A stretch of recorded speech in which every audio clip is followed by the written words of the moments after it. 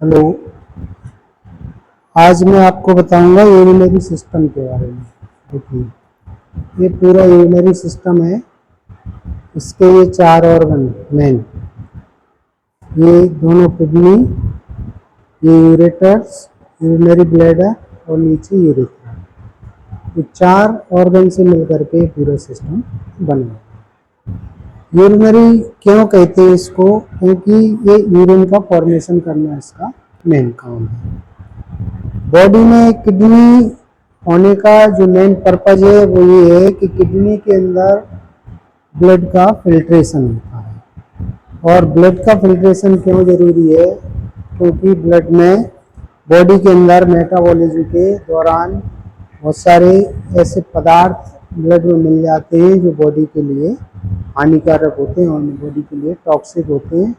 उन टॉक्सिक पदार्थों को बॉडी से बाहर निकाला जा सके। इसको अपन एक्सक्रेटरी सिस्टम भी कहते हैं, क्योंकि मेन एक्सक्रेटरी सिस्टम होता है बॉडी का।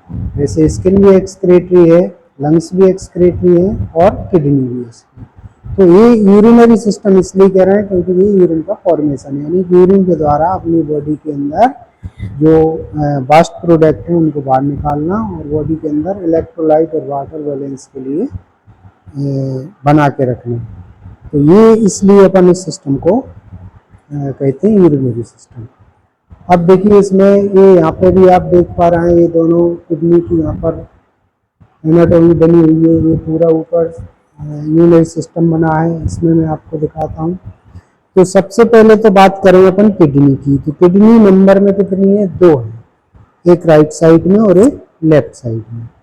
इनकी अगर लोकेशन की बात करें तो ये जो है, जो आपका एब्डोमेन है, एब्डोमेन की पीछे वाली वाल है, पोस्टीरियर एब्डोमिनल वाल। पोस्टीरियर एब्डोमिनल वाल में भी पेरिटोनियम के पीछे वर्टिब्रल कॉलम के दोनों तरफ, जिसको अपन लॉइन रीजन भी कहते हैं, वहां पर इन दोनों किडनी की लोकेशन मिलती है। राइट किडनी जो होती है ये लीवर की जस्ट नीचे रहती है, तो थोड़ी सी ये इसका जो लोकेशन होगी थोड़ा नीचे होगी, और लेफ्ट किडनी थोड़ी सी हल्की सी ऊपर रहती है। लेफ्ट किडनी की साइज और राइट किडनी की साइज में भी थोड़ा सा डिफरेंस देखने को मिलता है, क्योंकि जो राइट किडनी है थोड़ी नीचे होती है, साइज में छोटी भी होती है, जबकि लेफ्ट किडनी थोड़ी सी बड़ी होती है। तो ये तो अपन लोकेशन बता सकते हैं, kidney are located in the posterior abdominal wall between vertebral column, है ना, वर्टिब्रल कॉलम के दोनों तरफ है और लॉइन रीजन के अंदर है।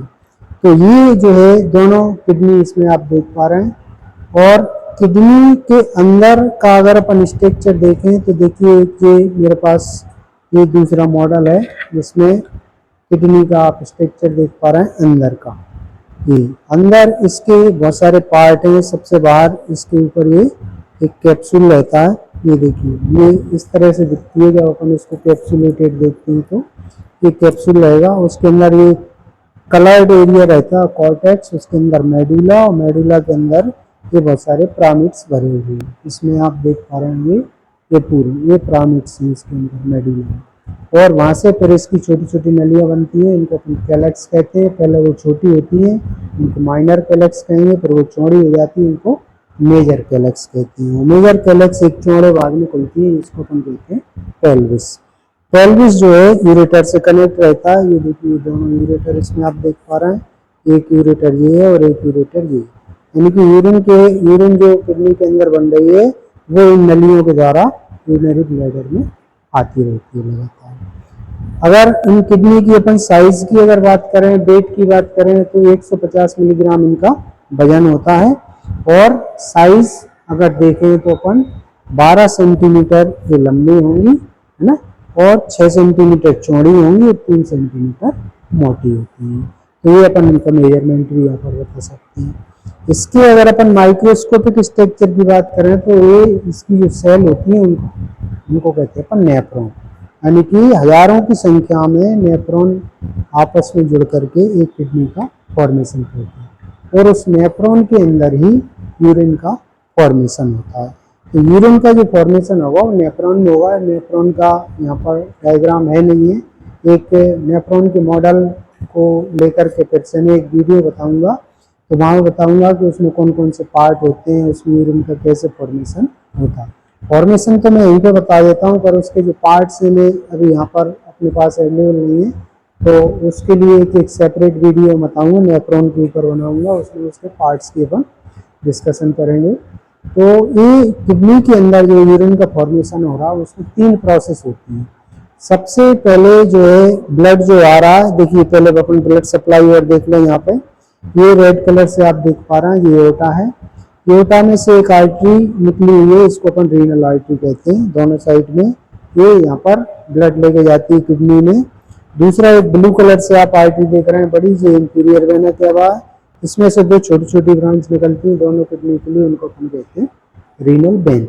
तो रीनल वेन जो है ब्लड को वापस लाएंगी और रीनल आर्टरी से ब्लड पहुंचाती है। तो ये जो ब्लड जब किडनी में पहुंचता है तो सबसे पहले नेफ्रॉन के पहले पार्ट में पहुंचता है। उस पहले पार्ट को कहते हैं अपन ग्लोमेरुलस कैप्सूल या बोमेंस कैप्सूल कहते हैं, उसके अंदर ग्लोमेरुलस होता है। तो किडनी के अंदर जो बोमेंस कैप्सूल में जो ब्लड जाता है वो थोड़ा सा ज्यादा अमाउंट में जाता है पर निकलता कम है। तो प्रेशर से ब्लड जब उस ग्लोमेरुलस से पहुंचता है तो वो छनने लगता है।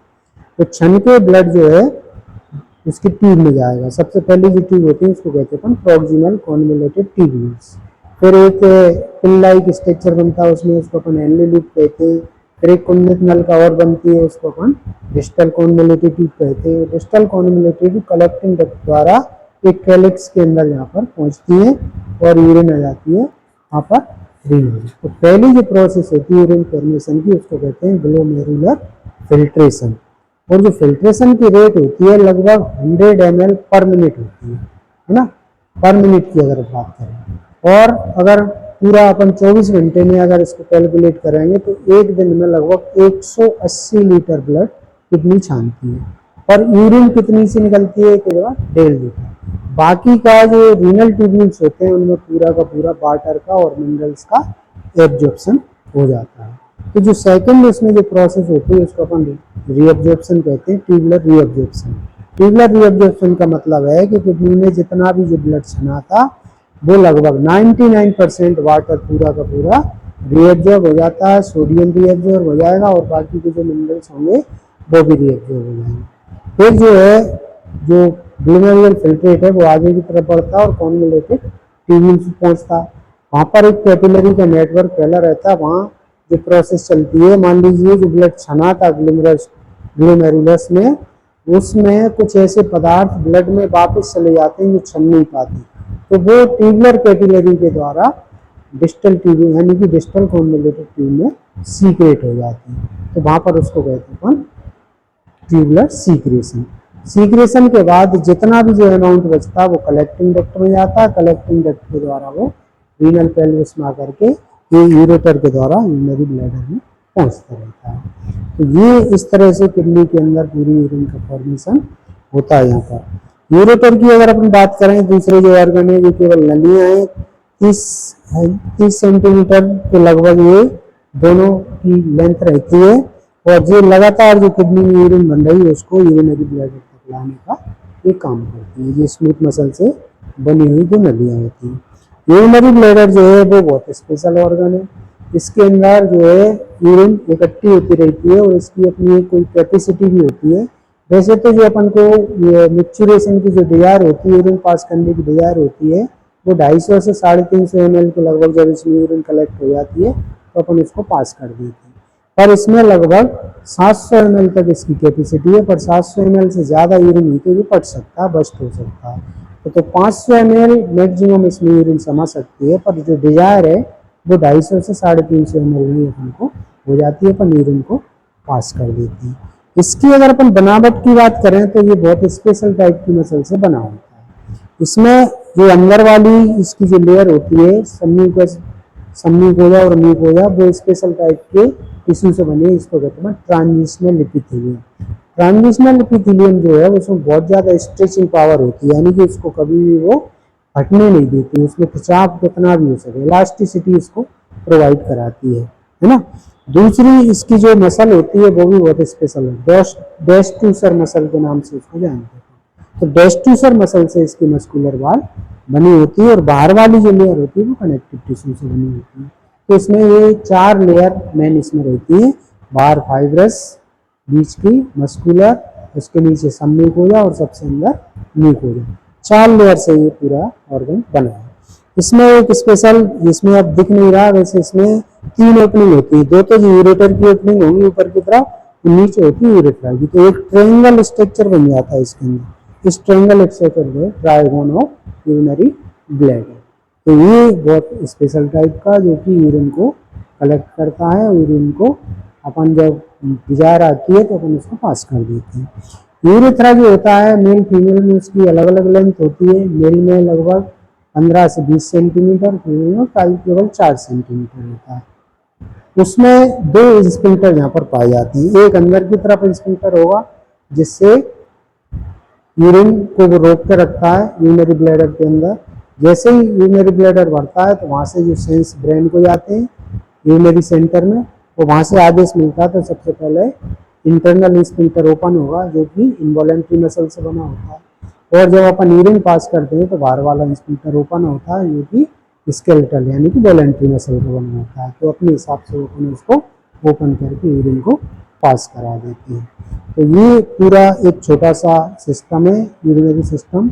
इसकी जो माइक्रोस्कोपिक यूनिट है नेफ्रॉन, उसको एक नेफ्रॉन का मॉडल है अपने पास, उसको लेकर के मैं एक सेपरेट वीडियो बताऊंगा जिसमें उसके सारे पार्ट्स बताऊंगा, कौन से पार्ट से फिल्ट्रेशन हो रहा, कौन से पार्ट से रीएब्जॉर्प्शन हो रहा और कौन से पार्ट से सीक्रेशन हो रहा, ये अपन उसमें चर्चा करेंगे।